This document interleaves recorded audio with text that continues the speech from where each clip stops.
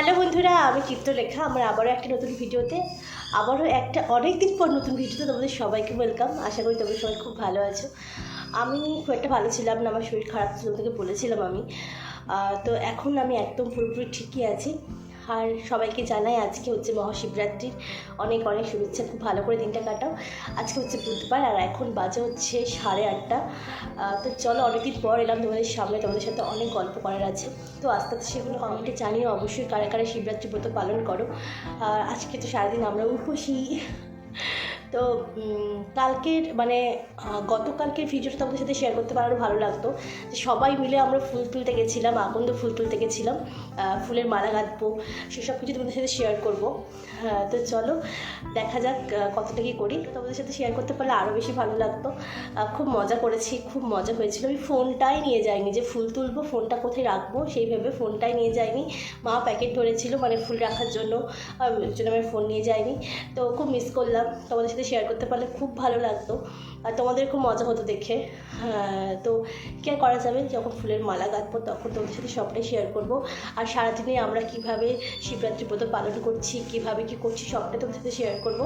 তো ভিডিওটা দেখতে থাকো। স্নান টান করে আমি দেখো শাড়ি পরেছি, আজকে শিবের মাথায় জল ঢালতে যাচ্ছি। আমি একদম নির্জল উপোস করি না, শরবত খেয়েই উপোস করি।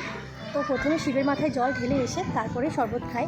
মানে দিনের বেলায় দুপুরবেলায় এটা ঢেলে তারপর সন্ধ্যেবেলায় আবার পুজো আছে, তখন তোমাদের সাথে সবটা শেয়ার করবো। আর এখন চলো শিবের মাথায় জলটা ঢেলে আসি। দেখো মন্দিরে আমি এসে গেছি, এবার এখানে আমি শিবের মাথায় জল ঢালবো এখন। কিন্তু তার আগে আমি এখানটা পুরো পরিষ্কার করে নেব। আগে ছোটোবেলায় সবাই মিলে পরিষ্কার করতাম, মানে যারা যারা করতাম আর কি শিবরাত্রি সবাই মিলে ছোটোরাই আমরা পরিষ্কার করতাম। তো এখন আমি ঢালতে এলাম জল। তো এখানে প্রতিদিন তো পুজো হয়, তার জন্য এখানটা এরকম হয়ে আছে ফুল, তারপরে বেলপাতা একদম পুরোটাই ভরে আছে। আমি হাঁপিয়ে গেছি জল আনতে গিয়ে। তো যাই হোক, একটু আগেই পুজো করে গেছে, কিন্তু আমাকে এখন এগুলো পরিষ্কারও করতে হবে, কারণ রাত্রিবেলায় পুজো করবো যখন। এখানে দেখো পুরো ফুল বেলপাতায় ভর্তি আছে, ঝাড় দিয়ে পুরো পরিষ্কার করবো। আগে এখানগুলো পরিষ্কার করে নিই।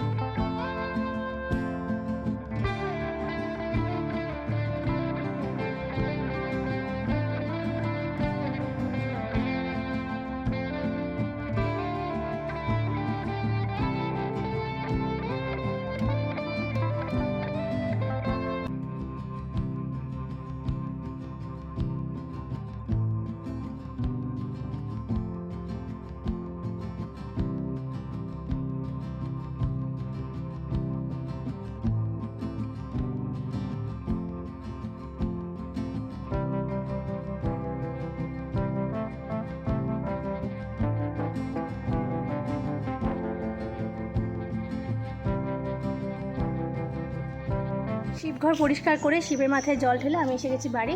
আর এতক্ষণ ক্যামেরাম্যান কিন্তু ছিল, এই যে হাই করে দেখ একটু, হাই। এতক্ষণ এই যে দাঁত ফোগলা ক্যামেরাম্যান ছিল আমার এতক্ষণ। তো ভিডিওটা কেমন করেছে আমি জানি না, তোমরা দেখেছো নিশ্চয়ই, তোমরা দেখলে। তো ছোটো বাচ্চা পুচু আমার, ও যেমনই করেছে সেটাই আমার কাছে অনেক কিছু। ও ইন্টারেস্ট নিয়ে করে, এটাই অনেক কিছু। শাড়ি পরতে সবসময় ভালো লাগে, কিন্তু শাড়ি পরার পরে যে অবস্থাটা হয় সেটা খুবই শোচনীয় অবস্থা হয়। বাবাই এলো।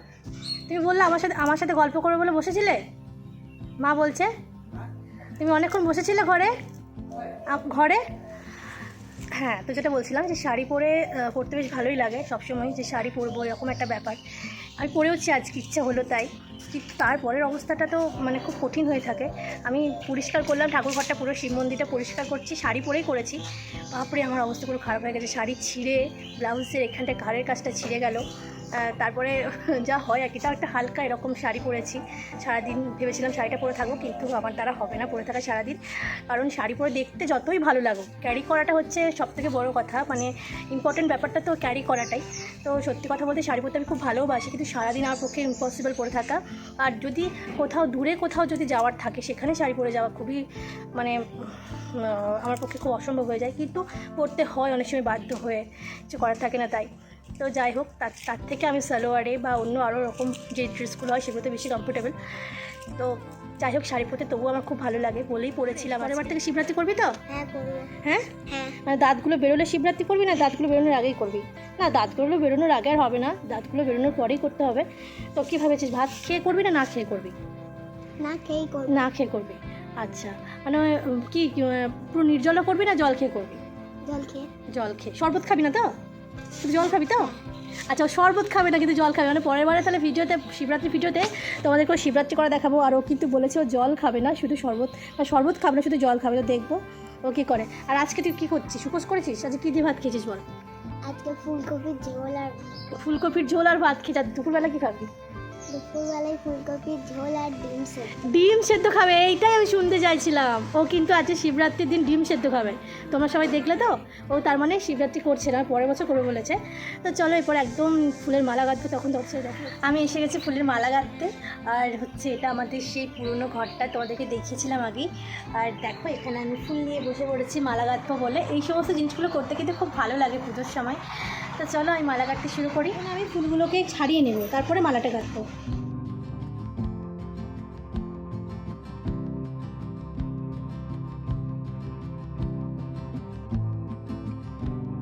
দুপুরবেলাতে কিন্তু ঘুমাতে নেই। তোমরা কি কেউ জানো এরকম একটা গল্প আছে যে যদি ঘুমিয়ে পড়ো তাহলে কিন্তু শিব ঠাকুর এসে পা টিপে দেবে, তাহলে আবার খুব সমস্যা। ওর জন্য ছোটোবেলাতে ভয় ঘুমাতাম না, রাত্রিবেলাতে ঘুমাতে গেলে বলতাম মা শিব ঠাকুর চলে আসবে না তো, পা টিপে দেবে না তো। এই সরস্বতী পুজো, শিবরাত্রি, এই দুটো পুজো ছোটো থেকে খুব আর কি আনন্দ করে করতাম, খুব মজা লাগতো। আর সেরকম কোনো পুজোর উপোস টুপোস অতটা করা হয় না। এই সরস্বতী পুজো আর শিবরাত্রি, এই দুটো পুজো নিয়ে খুব ইন্টারেস্ট ছিল, এখনও আছে। তাই এখানে দুটো মন্দির আছে, মানে একটা হচ্ছে আমাদের মন্দির, সেখানে তোমরা তো দেখলেই পরপর 6টা শিব ঠাকুর। আমাদের ভরচেজপাড়ায় যারা আছে তারা সবাই মিলে পুজো করি। আর ক্লাবের যে মন্দিরটা আছে সেটা তোমাদেরকে দেখাবো। ওই মন্দিরে আমাদের বল্লভপুরের সবাই ওখানে পুজো করে, অনেকে বাইরের থেকেও আসে। ওখানে আমার জেঠু পুজো করে, আর ওখানে অনেক ভিড় হয়। কালকে মনে হয় মৎস্যপও হবে, খিচুড়ি রান্না হবে আর কি। তো তোমাদের সাথে সব কিছুই শেয়ার করার চেষ্টা করব। একবার এখানে পুজো করার পরে, আমাদের মন্দিরে পুজো করার পরে আমরা ওখানে একবার প্রণাম করতে যাই, তো তখন তোমাদেরকে দেখাবো। ওখানটা বেশ সুন্দর করে সাজানো থাকে, অনেক লোকের ভিড় থাকে, বেশ ভালো লাগে। আমাকে তোমরা জানাবে কারা কারা শিবরাত্রি করলে। অনেকদিন তো ভিডিও ছাড়া হয়নি, তাই জন্য ভাবলাম যে আজকে একটা ভালো দিন, আজকে আবার ভিডিও দেওয়া শুরু করি। আজ থেকে ফুলগুলো আস্তে আস্তে সব ছাড়িয়ে নিই, তারপর মালাটা গেঁথে নিই, তারপর আবার আসছি। তো মালাটা গাঁথবো, তোমরা দেখতেই পাবে। তারপর সন্ধেবেলায় একদম রেডি হয়ে সব কিছু জোগাড় করে তারপরে আবার তোমাদেরকে সব কিছু দেখাবো। অলরেডি আমার একটা মালা গাঁথা হয়ে গেছে, আর বাকিগুলো গেঁথে নিই। চলো, তো আমি মালাটা আস্তে আস্তে গেঁথে নিই। আর ভিডিওটা আজকে মালা গাঁথা অবধিই থাক, পরেরটুকু তোমাদেরকে সেকেন্ড শিবরাত্রির ভিডিওতে, সেকেন্ড পার্টে তোমাদের সাথে আমি শেয়ার করব, কারণ ভিডিওটা অনেকটাই বড় হয়ে যাবে না হলে। আর তোমরা দেখতে থাকো অবশ্যই। বাকিটা শিবরাত্রি ব্রত পালন করাটা, মানে পুজো করাটা সেকেন্ড পার্টে থাকবে, আরও অনেক কিছু থাকবে, ভিডিওটা দেখতে থাকো। তো ভিডিওটা বেশি বড় করব না, ভিডিওটা এইটুকুই থাক। দেখা হবে আবার নতুন একটা ভিডিওতে। আর তোমরা কে কে শিবরাত্রি পালন করলে, কালকে দিনটা কেমন কাটলো জানাতে একদম ভুলবে না। তো বাকিটুকু দেখা হবে সেকেন্ড পার্টে। তো চলো, ভিডিওটা আর বেশি বড় করছি না। তোমরা সবাই খুব ভালো থেকো, টাটা।